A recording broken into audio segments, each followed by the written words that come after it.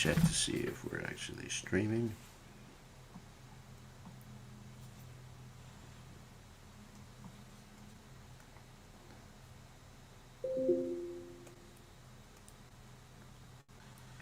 Yes, we're live. Okay. That's good. Got it. Okay, we'll get started and we'll have a little kirtan. Hold on a second. Let me get the songbook. We can find it. And the guitar.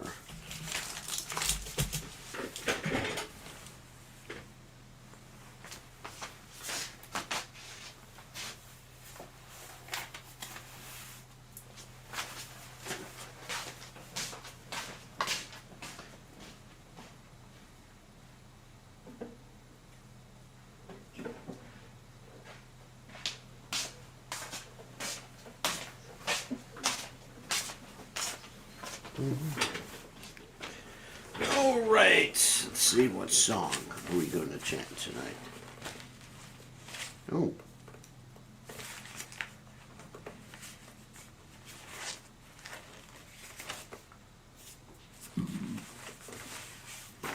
We'll just do Jaiva Dharma. Wake you all up.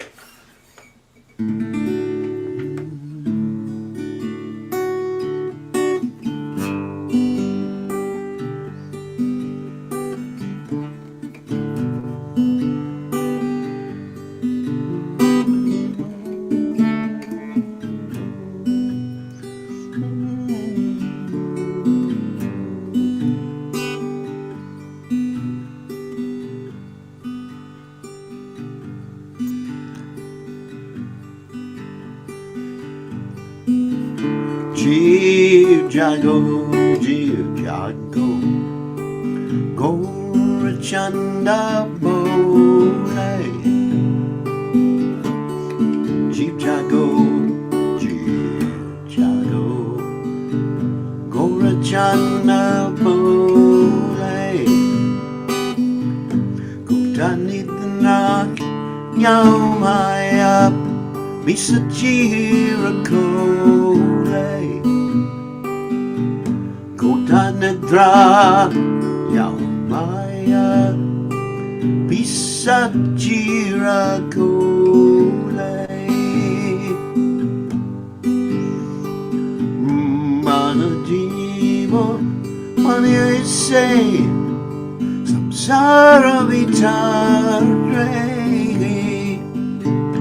Pajiva Manise Samsara Vitare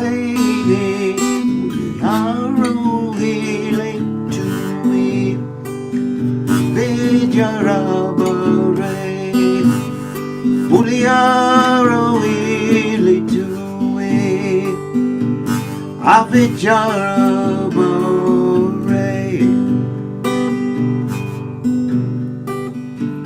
Domare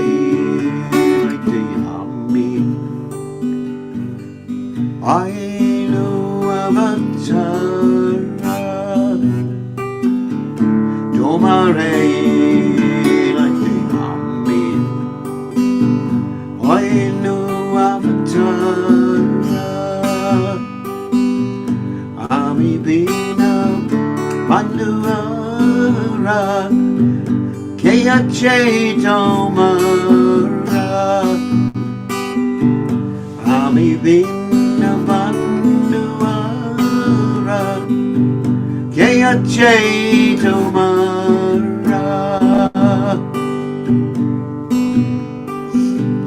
Elejeas Shatimaya Machibara Lagi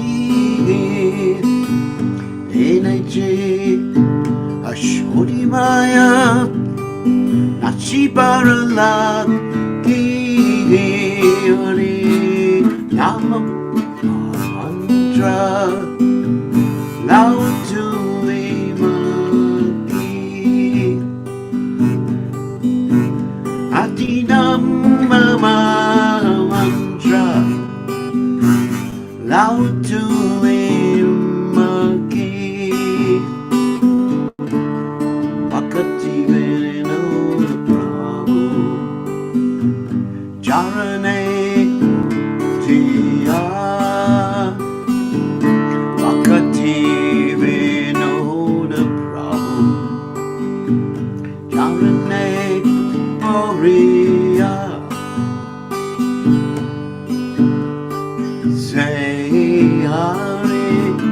Nama mantra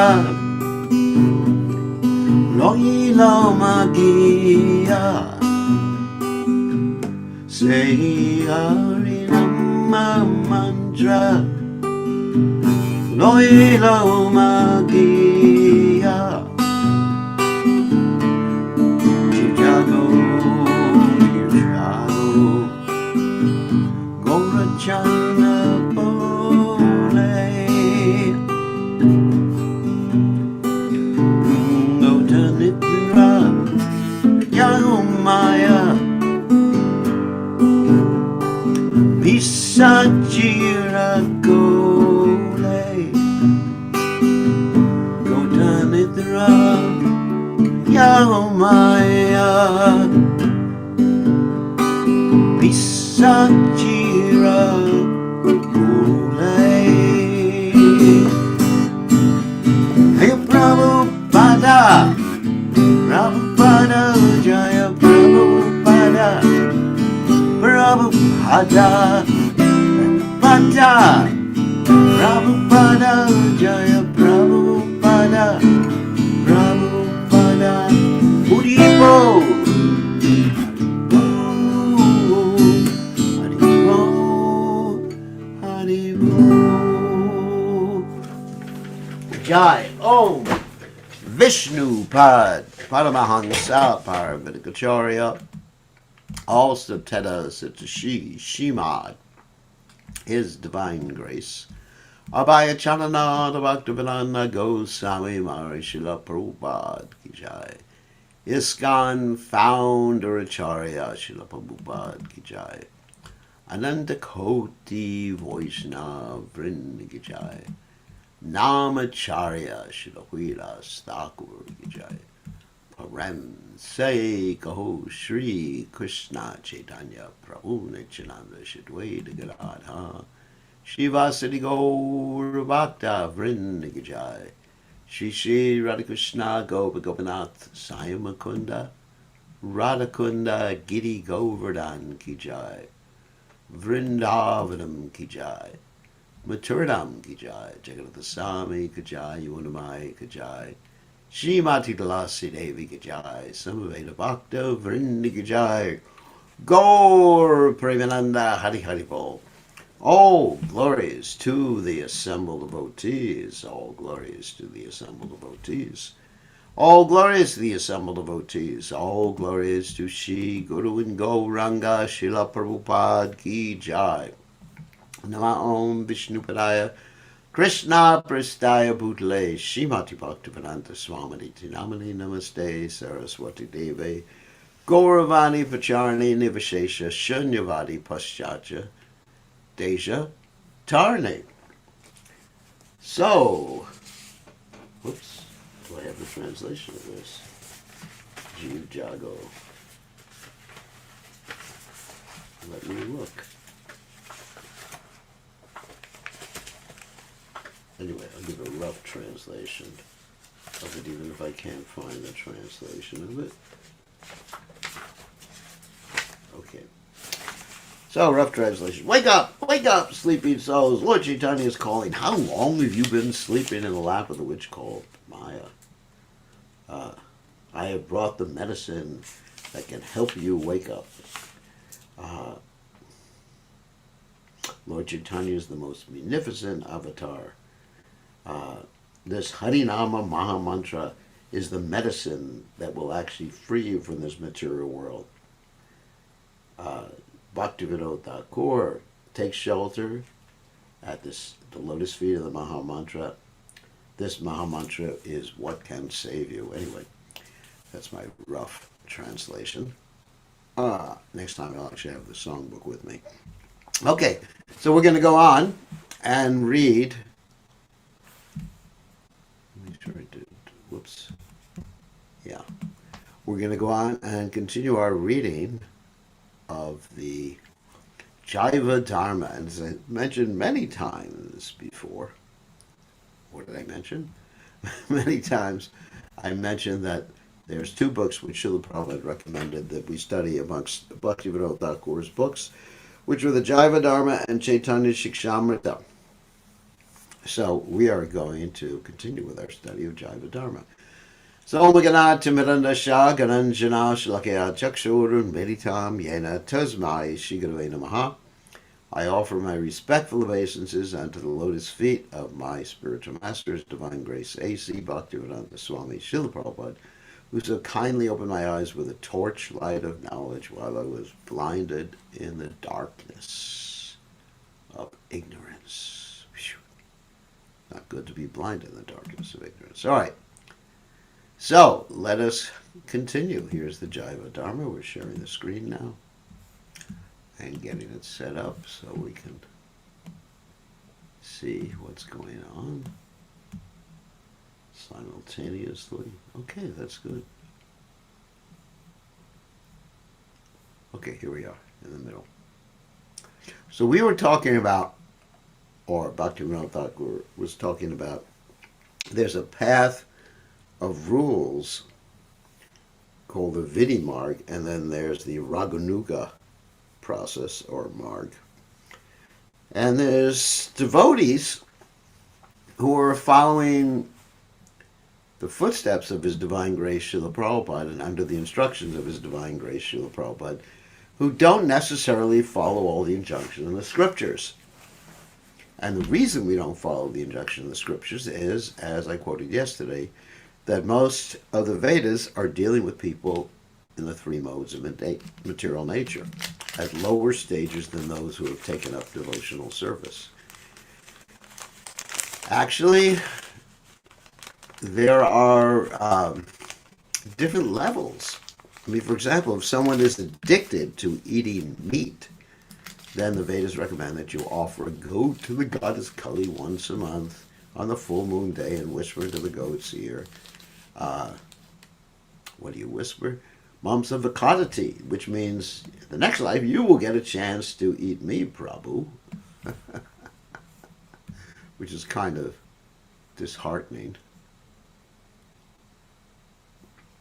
So, there are rules for ordinary people, there are rules for fallen people, there's rules for whatever level you're at in approaching the Supreme Personality of Godhead. There's rules to worship the demigods, there's rules to worship the ghosts and spirits, there's rules about lusty behavior, the Kama Sutra, there's rules for everybody, different, but there's different shlokas for different folks. So we have to understand which shlokas or shlokas are applicable for us. And the way we understand it is by coming in contact with devotees, specifically His Divine Grace Srila Prabhupada and those who are following Srila Prabhupada. So let's continue reading. In the beginning, the Vedas were the scriptures. One portion of the Vedas deals with karma, another portion deals with jnana, another portion with affectionate bhakti.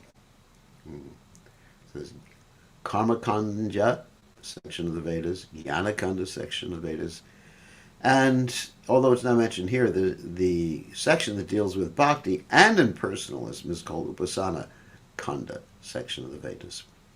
Basically, it's generally broken into those three different categories.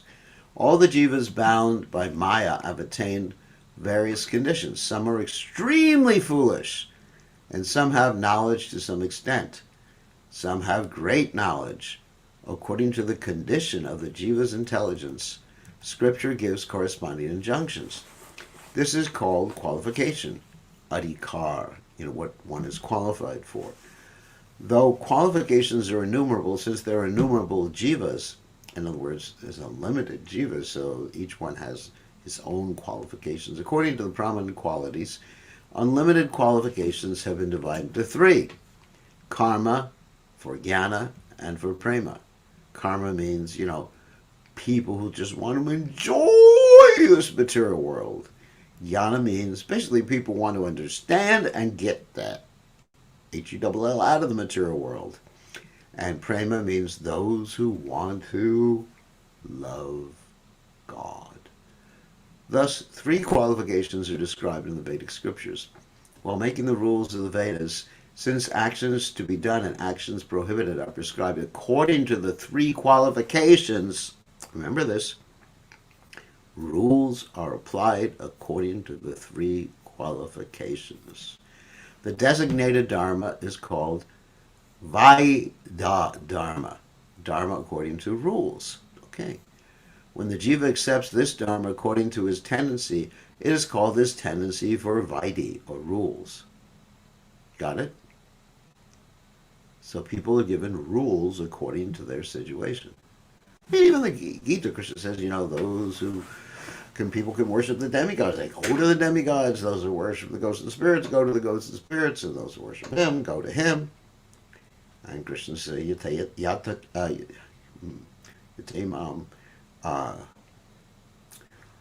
says, as they approach me, I reciprocate with them accordingly.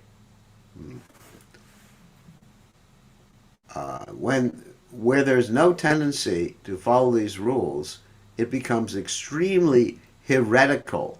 Heretical means beyond rules. That person engages in many sins. So if you don't follow any rules, then your adhikar is really low. You don't have any adhikar, basically. That person engages in many sins. His whole life is situated and acts beyond the rules. That's called a vikarmic person, or a vikarmi. Being outside the rules of the Vedas, he is designated by names such as Malalecha, etc.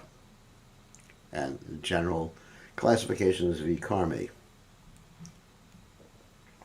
The three qualifications mentioned in the Vedic scriptures have been expanded by the sages in the Samhita scriptures. The sages have thus revealed other scriptures, like the Manu Samhita. That's a Samhita scripture.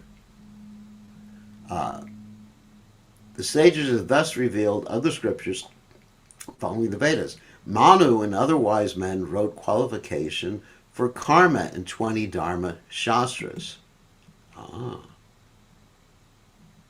In other words, the Dharma Shastras, okay, got it? Like the Manu Samhita, are meant for people on the level of karma. Wow. The philosophers deliberated on qualification for jnana in logical and deliberative works. Those learned in the Puranas and Pancharatna describe teachings and activities for those qualified for bhakti. Very interesting.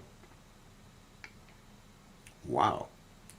This is really explicit. So people who pull out the Manu Samhita and use it to criticize devotees or tell devotees they can't do this, they can't do that because they weren't born in the right body, whether it's male or female or somewhere in between, they are misapplying the Manu Samhita to the wrong people, the wrong situation.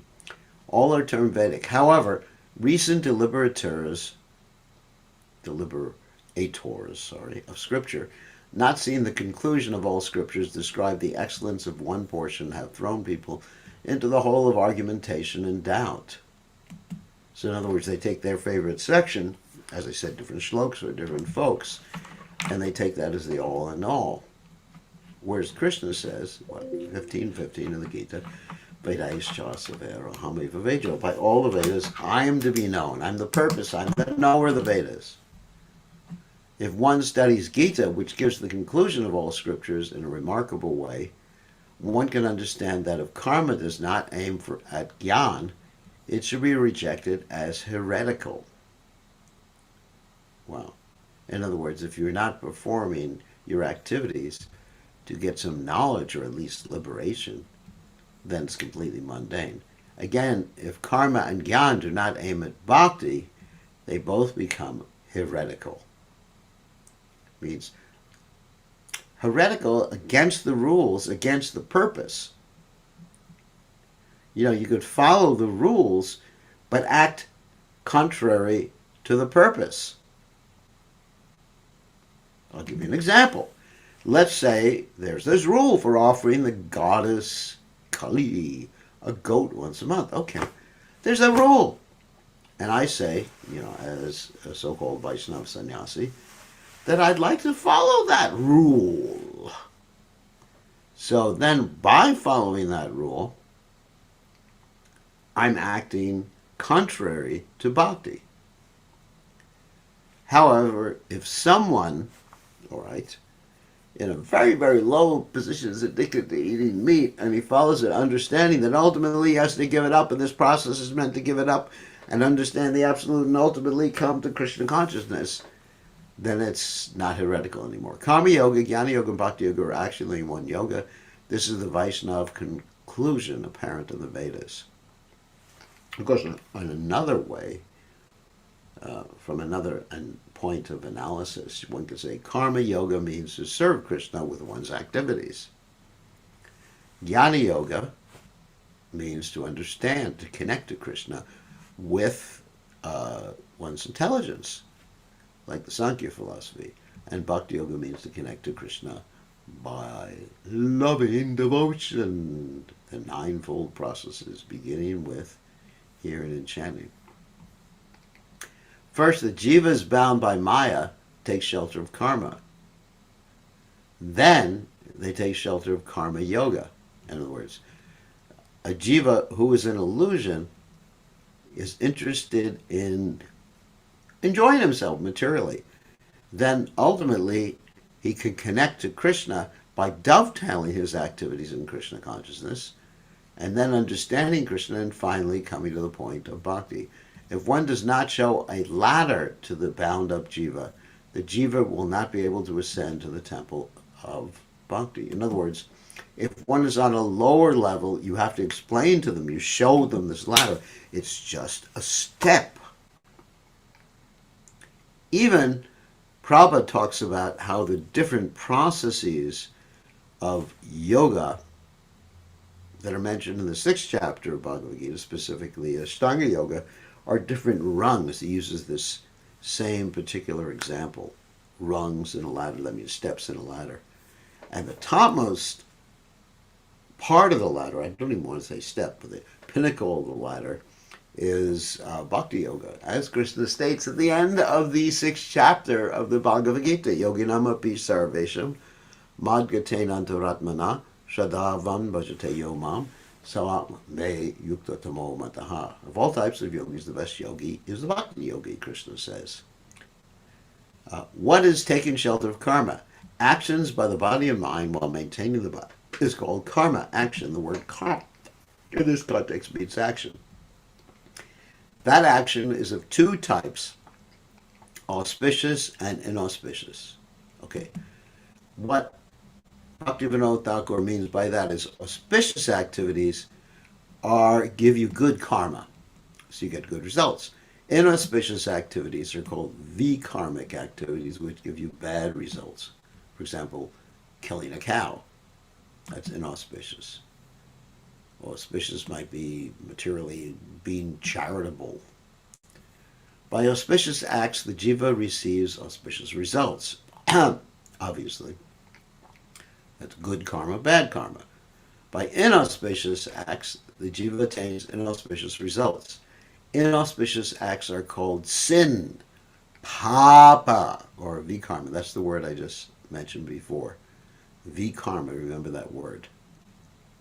So the people in America, or in most civilized countries or uncivilized countries nowadays, are not really karmis. Most of them are vikarmis, to be precise. If they were karmis, they would be performing auspicious acts. Okay, not performing auspicious acts is called akarma, not doing any darn thing. Both vikarma and akarma are bad. Auspicious acts are good. So then here's going to be an analysis of auspicious acts. Things that are auspicious acts are three types. Nitya, that means eternal. Naimitika, which means temporary auspicious acts. And kamya, which means desired acts.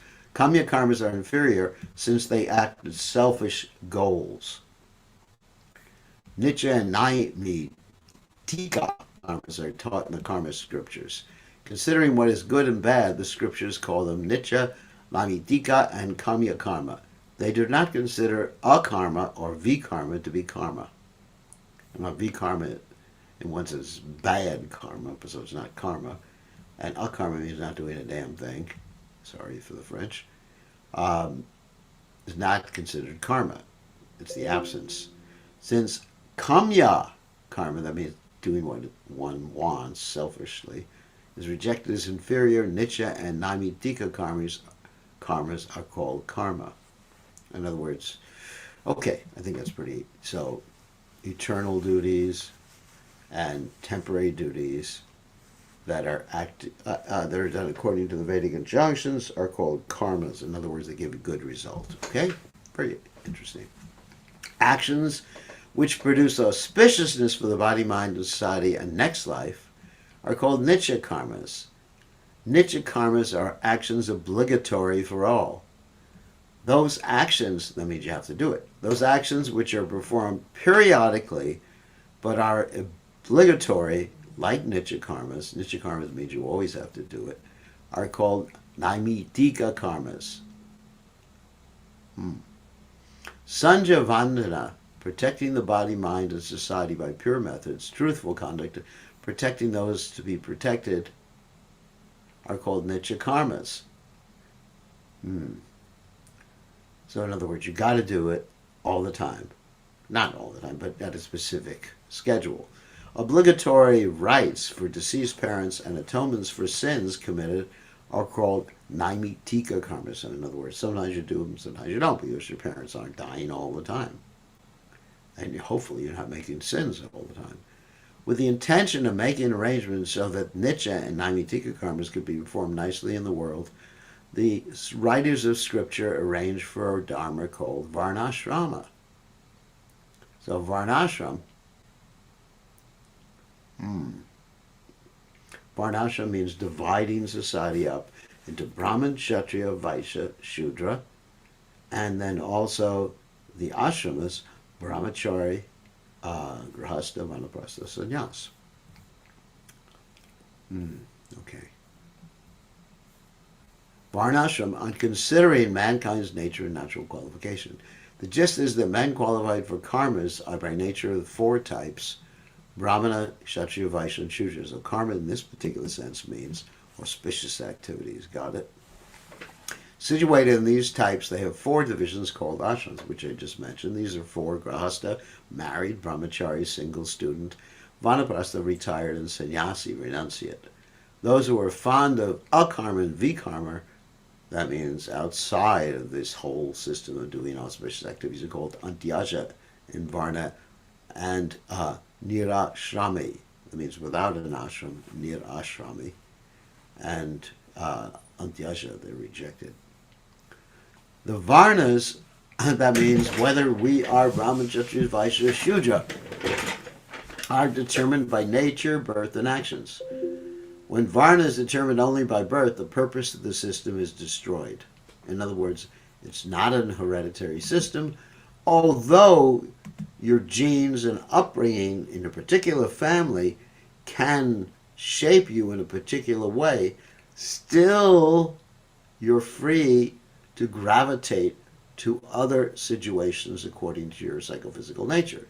In general, you will say, or we will observe, that people who have a particular nature have children with a similar nature. But there are exceptions. Narada Muni's mother was, low class. And his father, we don't even know who his father was. Maybe even the mother didn't know who the father was. Yet he became the greatest of Brahmins. The ashramas are determined according to marriage condition, unmarried condition, condition of detachment, and giving up relationships with women. Married condition is the Grihastha ashram. The unmarried condition is the Brahmachari ashram. That means bachelors. The condition of renunciation of women is Vanaprastha and Sannyas. Sannyas is the best ashram of all. Brahmana is the best varna. So you may say, So everyone should take sannyas. No, because one has to be aware of what one is capable of doing long term. In our Krishna conscious movement, we had many young people who took sannyas, and they had unrealistic expectations of their own abilities insofar as giving up certain types of sensual enjoyment. The conclusion is expressed in Bhagavatam, the crest jewel of all scriptures. Varnanam ashamanam cha janmabhum yanusarane asan prakriti orindam nichar nichotamotamaha. According to the place of birth on the universal form, the various varnas and ashrams of human society appeared with inferior and superior natures. Of course, the Brahmana is under the mode of goodness. The Kshatriya is in the mode of passion, generally. It's not purely passion, but mainly passionate. The Vaishya is of the mixed modes of passion and ignorance, and the Shudra is of the modes of ignorance, or the mode of ignorance. Srimad Bhagavatam 11, 17, 15. So here's the quality of the Brahman. This is from the Gita, this next verse. Oh no, it's actually from the Bhagavatam, but it's similar. Sorry, it starts out with the same Sanskrit as the Gita. The Gita is samadamattapakshacham shantir arjamevacha jnanavigyanamustikyam brahmakarma subhavajam. So that's why I thought it was from the Gita. So it starts out with the same words, the same 4 words. This is from the Bhagavatam 11th Canto 17th chapter 16. Shamodamastabakshocham santosha shantirarjavam mad bhaktischa daya satyam brahma prakritiastya tvima. Control the mind, control the senses, austerity, cleanliness, satisfaction, tolerance, simplicity, devotion to me, mercy, and truthfulness are the natural qualities of the Brahmanas. So if you have these qualities, then you're a Brahman. You're able to control your mind with the intelligence, of course, and control your senses, and you gravitate towards austerity, you're clean, you're satisfied with whatever you have, you're tolerant of happiness and distress, pleasure and pain, heat and cold, etc. You're simple in life, not complex, opulence, etc. And you're devoted to Krishna, and you're merciful to everybody, and you tell the truth, then you're probably a Brahmin. So next verse. Tejo balam jati shauryam etiksho daryam udyama staryam ramanyam aishvaryam shatra prakritayas tvima. Energy, bodily strength, determination. These are the qualities of a Kshatriya. Energy, bodily strength, determination, heroism, tolerance, generosity, great endeavor, steadiness, devotion to the Brahmanas, and leadership are the natural qualities of the Kshatriyas. This is Bhagavatam 11, 17, 17. So you have a lot of energy, but not just like crazy energy, and you're strong and determined, because the Brahman is also determined, but he's not usually that strong. And you're heroic, ready to sacrifice your life and dive into the fire to save someone in a burning house. And you're also tolerant. Someone fires an arrow at you, you just pluck it out and just go on fighting. You're generous, you give charity, you're enthusiastic, you just remain fixed in your determination to protect people and win a battle.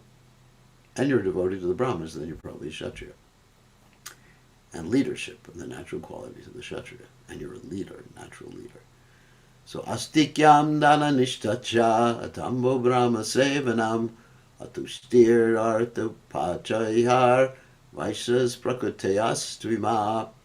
Faith in Vedic civilization, dedication to charity, freedom from hypocrisy, service to the Brahmanas, dissatisfaction, desire to accumulate money, the natural qualities of the Vaishnavas. So, if you have faith in the Vedic literatures, Vedic civilization, you give charity to others, and you're a very charitable person, and you don't lie, you hypocrisy means to say one thing and do something different.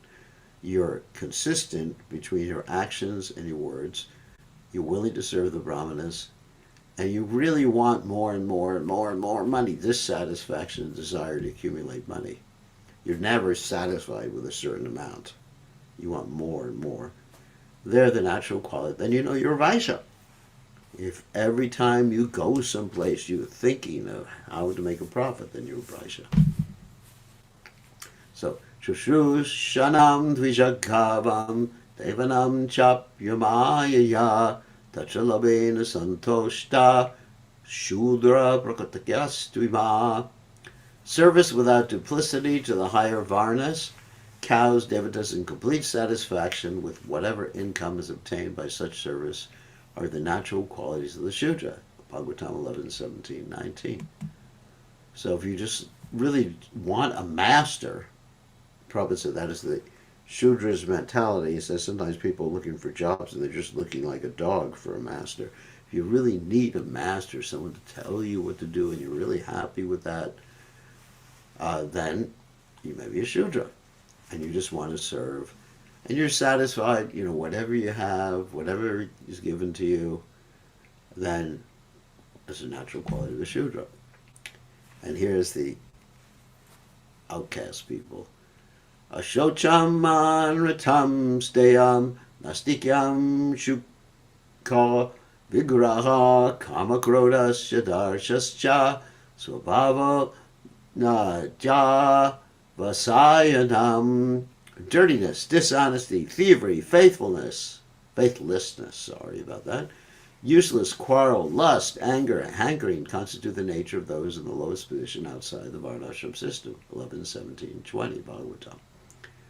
So, if you're dirty and you tell a lie, you thief, you like to take things from people, you don't have much faith in Krishna, you're quarreling, you go on the internet and Facebook and just start quarrels, and you can't control your lust, you start getting angry at everybody. You're just hankering for different sense gratification. You're a Shudra. I mean, not Shudra, you're outside the Varnashram system. So, ahimsa sacham asteyam akamakroda lobhata bhuta priya hitehacha dharmo yam sarvavarnika. Non-violence, truthfulness, honesty, desire for the happiness and welfare of all others, and freedom from lust, anger, and greed constitute duties for all members of society. So these are the duties for all members of society, although those outside the Varnashram system basically don't really follow this, so they have to be controlled by the leadership of society, although that may sound to be cruel. So nonviolence, truthfulness, honesty, desire for the happiness and welfare of others, freedom from lust, anger, and greed constitute duties for all members of society. So people won't follow that voluntarily, will have to follow it involuntarily. That's from the Bhagavatam 11, 17, 21. In the learned gathering, just on hearing the words of Scripture, everyone understands the meaning. Thus I will not translate the verses. All I'm saying is that the varnas and ashrams are the basis of Vedic life. Where arrangements of varnashram are absent, in those places adharma is prevalent. Now why is that? Why would that be? Because varnashram means that the brahmanas are ultimately the guides of society.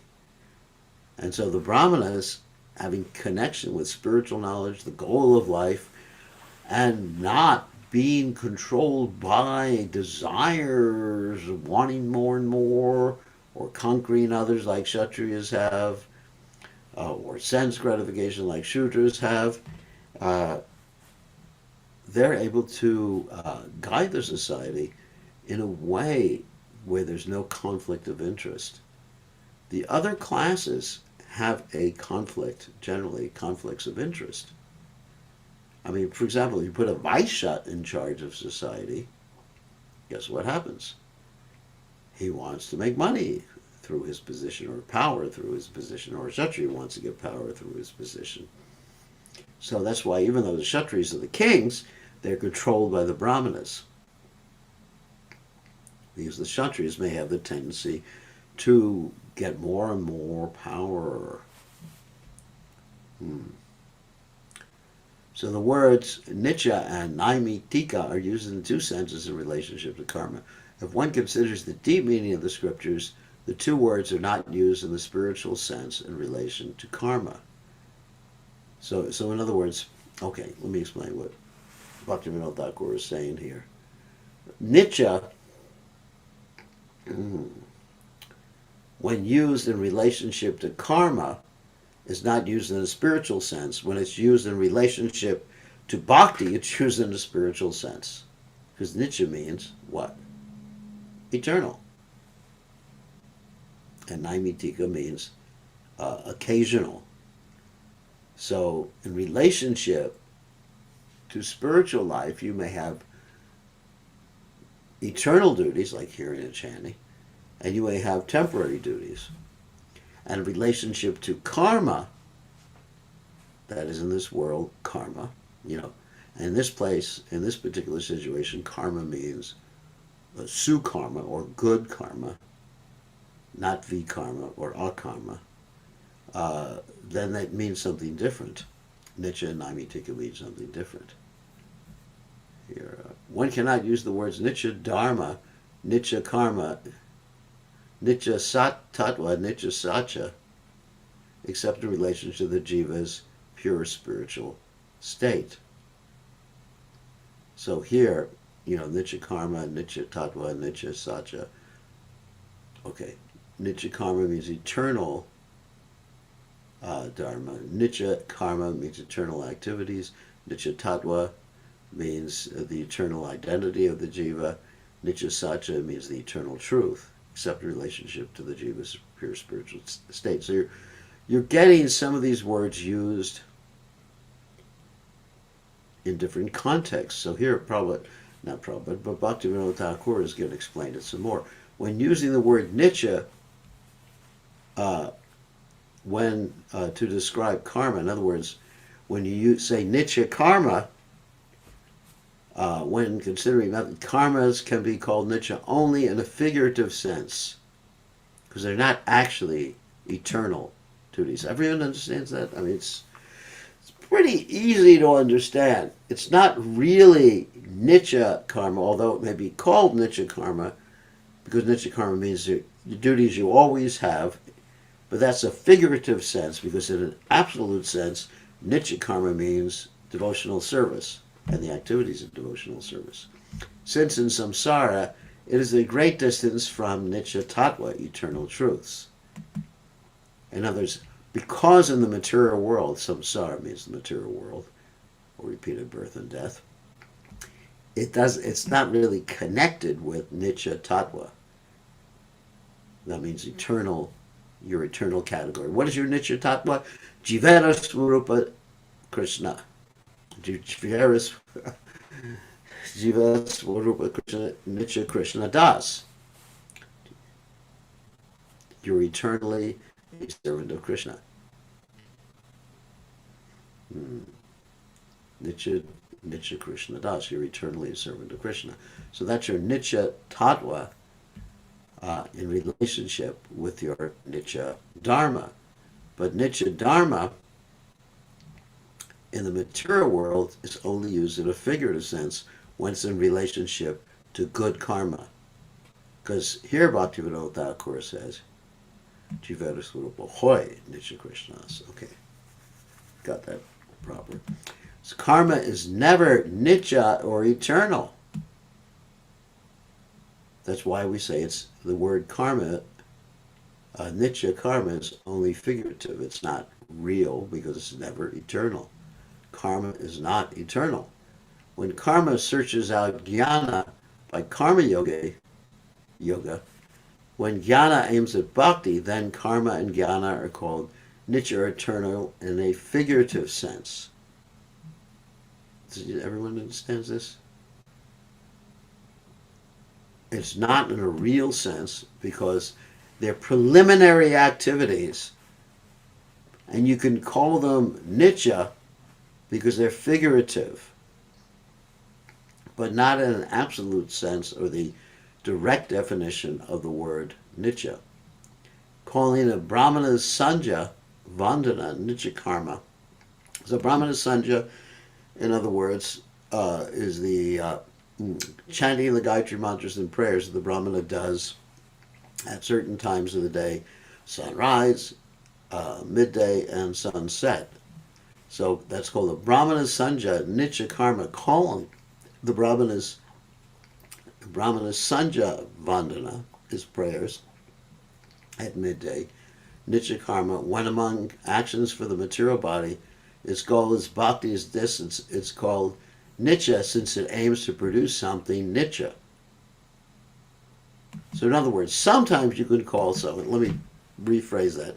Sometimes you can call a particular activity Nitya because it aims to produce something Nitya, even though it's not Nitya.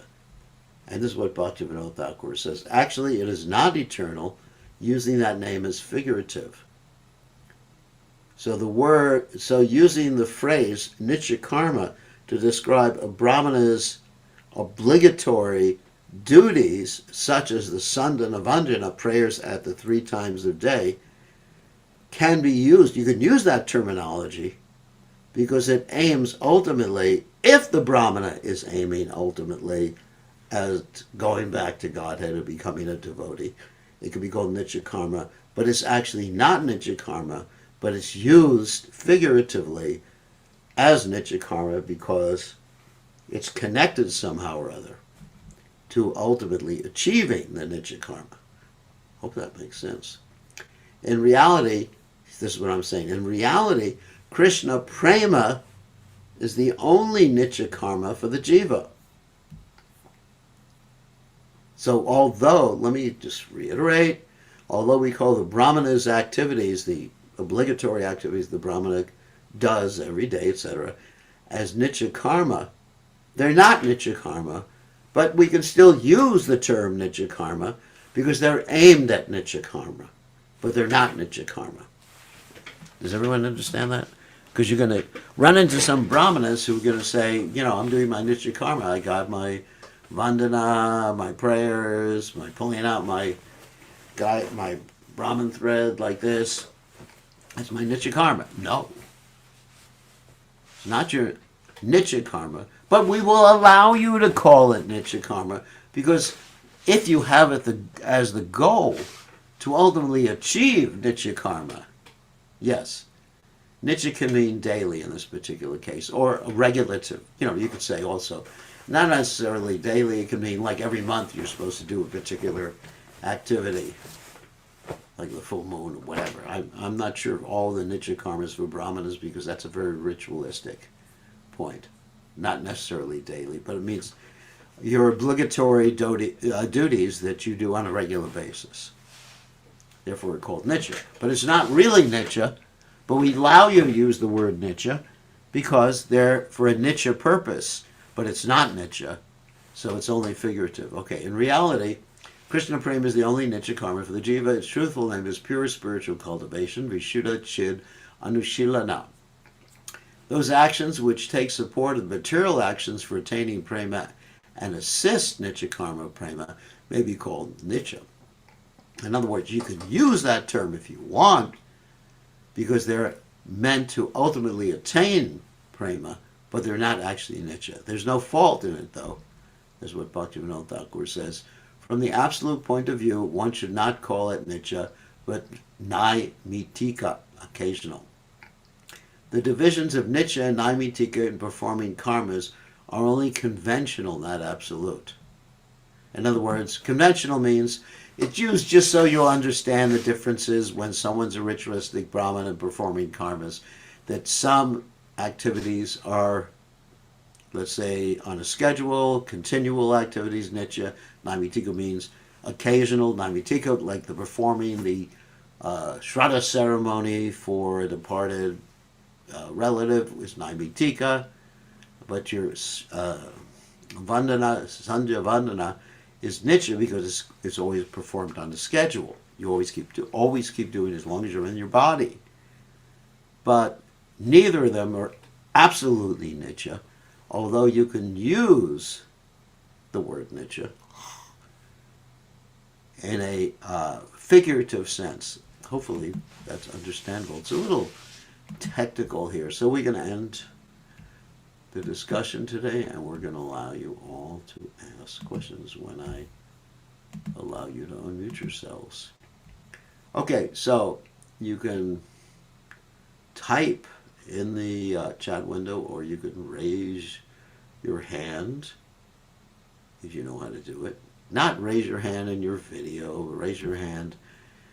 If you go down to the bottom, there'll actually be an option. If you go to more, it's reactions, hand raising, things like that you can do. Udesh, I have a question. Yes, what's the question? First, I want to refer to the previous book we studied. I'm still finishing that one up. The In Search of the Ultimate Truth. Yeah. You were reading from two PDF, and what happened? I have got hold on to the two PDF. Second one has a lot more, which you refer to later on. The first one I had, it has a very limited, like the points were either some were missed in some of the PDF, or the second one has a lot more and just some of them are missed. I was reading from the one in the database. I got two from internet by searching the name. Well, I was reading from the one in the database, so that's what I was reading from. I'll look into it. Okay, my next question is from this book. So Nitya means, I understood, is eternal or on a regular basis when referred to the karma or to the material world. But Yeah. Nemitika means occasional. Occasional, yeah. So it's yeah. I just didn't So understand Nietzsche can either refer to regular functions that you do to ultimately achieve bhakti, or Nietzsche can refer to the condition of prema, where one has bhakti, like Jivera Swarupohoy Nietzsche Krishna Das, where eternally, or your constitutional position, Nietzsche, our Nietzsche Dharma is to serve Krishna. But in another context, your Nietzsche Dharma can refer, if you're a second initiated, to your ritualistic ceremonies you do, such as the Sandha Vandana, Sandhya Vandana. They can refer to that because if they're done for the ultimate purpose of achieving Krishna consciousness. So anyway, the word, how you're using the word, or the meaning of the word is dependent on how you're using the word and what context you're using the word. Okay?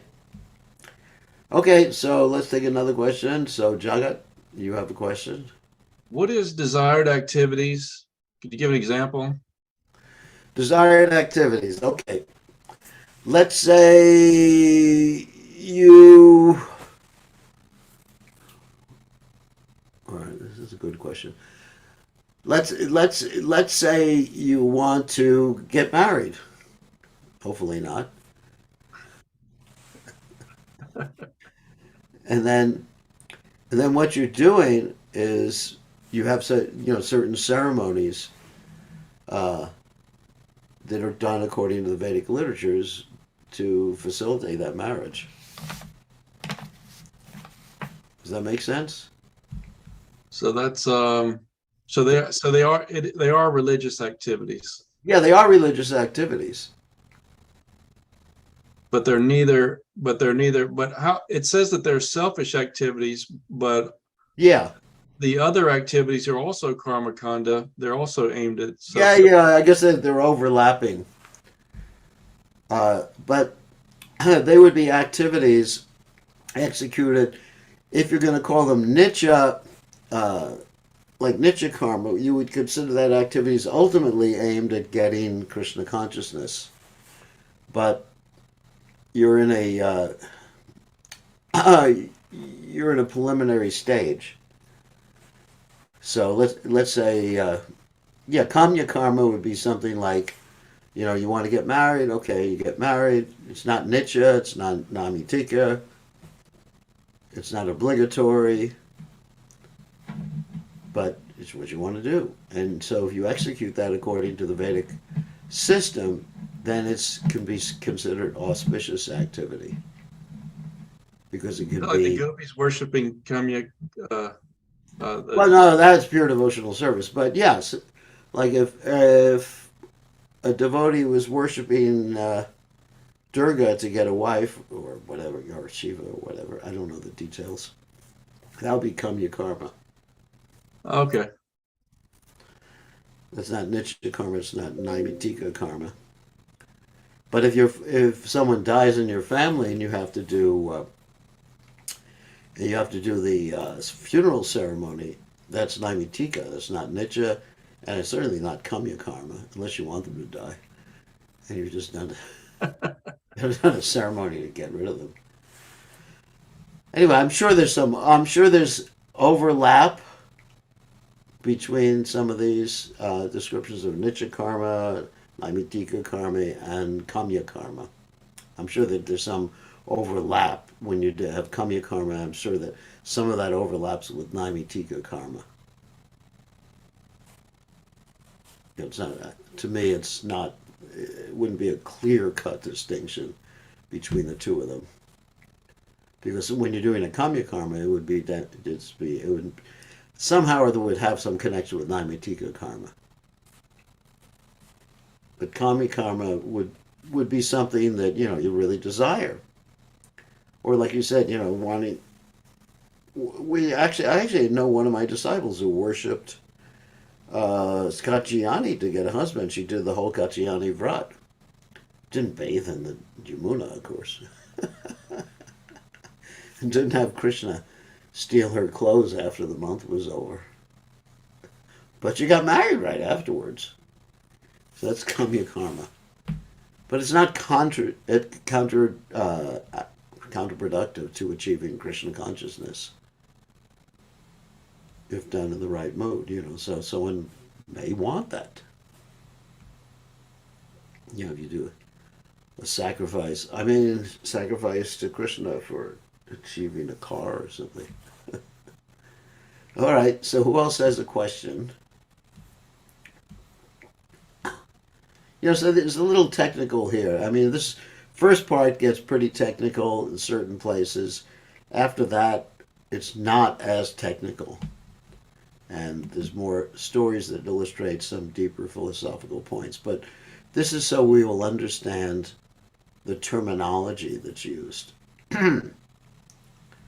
So in other words are sometimes defined by by the context in which you find them.